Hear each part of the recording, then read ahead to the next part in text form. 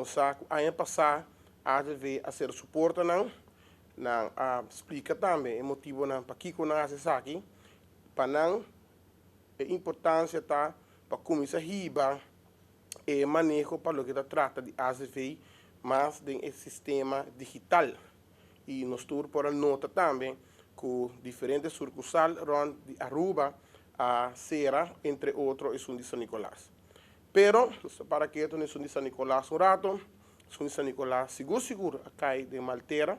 estaba un sucursal que estaba en Hobby Central para lo que se trata de Pariba de Brug, que estaba ubicado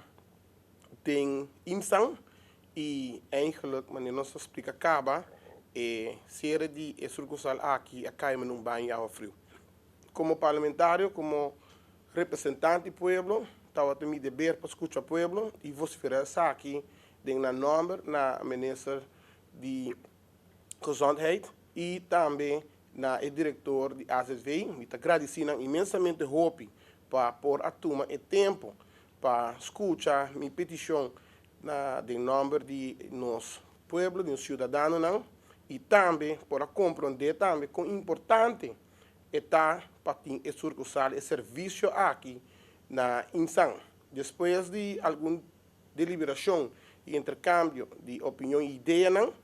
nós por dar a grata notícia que a sucursal está abrindo beca trove de Insan de uma outra forma, não quizás de forma que nós conhecemos no passado, mas uma oficina super grande, pero de uma forma mais moderna, que às vezes chama como um pop-up desk. Que pop-up desk aqui está encerrado,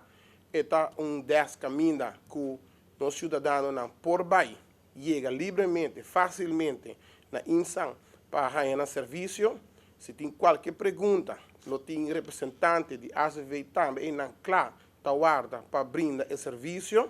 também para ajudar o cidadão não que quer começar bem em direção digital, também não tem acesso a nada para poder ajudar, para explicar como fácil o processo está para poder começar bem online e assim vou fazer online. A intenção está para começar a digitalizar, assim também os cidadãos por ganhar tempo, é dizer, não tem nada de vai ter na AZV para fazer diligência para o que você quer fazer, para o que está AZV, pero lo por fazer via o telefone mesmo ou via o laptop e assim na turgente está ganhando tempo. Agora, daqui pergunta sim, que na turgente está bom tem vai online ou digital. Então tem nada, está caminhando, minha opinião está ser minister, está pensei mês